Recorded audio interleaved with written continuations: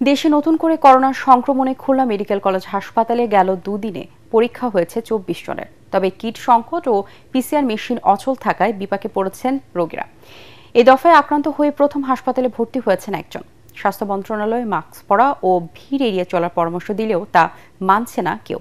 খুলনা থেকে S M হাবিবের report, জানাচ্ছেন খায়রুল ইসলাম।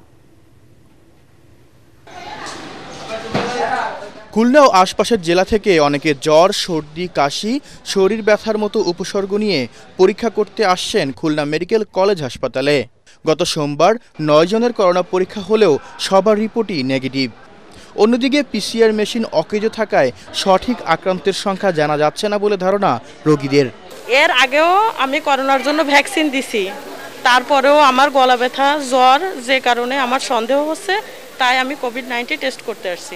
আমাকে টেস্ট দিয়েছে পিসিআর টেস্ট, বাট এখানে র্যাপিড টেস্ট হচ্ছে, পিসিআর হচ্ছে না। এখানে এখন পিসিআর কোথায় হচ্ছে এটা নির্দিষ্ট করে বলতেও পারে না। করোনার নতুন ভ্যারিয়েন্ট এবং সংক্রমণ বাড়ায় সতর্ক অবস্থায় রয়েছে খুলনা মেডিকেল কলেজ হাসপাতাল কর্তৃপক্ষ। প্রস্তুত রাখা হয়েছে ৪০টি আইসোলেশন, 10টি আইসিইউ বেড ও অক্সিজেনের ব্যবস্থা। কয়েক বছর বিভাগে কোনো কোভিড পরীক্ষা না হওয়ায় আগের মজুদ থাকা টেস্টিং কিটগুলো মেয়াদ উত্তীর্ণ হয়ে যাওয়ার কথাও স্বীকার করেছে হাসপাতাল কর্তৃপক্ষ। ৩-৪ বছর ধরে আমরা কোভিড এতটা ছিল না বিধায় আমরা আবার আগের অবস্থায় থেকে কিছুটা সরে আসছিলাম। আমাদের এখানে র্যাপিড অ্যান্টিজেন টেস্ট সেটাই হচ্ছে শুধু। আরটিপিসিআর খুব শীঘ্রই হয়তো চালু হবে। মেশিনের কিছু ক্যালিব্রেশন প্রয়োজন আছে। গত মে মাস থেকে দেশে কোভিড-19 সংক্রমণের হার কিছুটা বেড়েছে। ১.৫ বছর পর গত এক সপ্তাহে এ পর্যন্ত মারা গেছেন ৫ জন।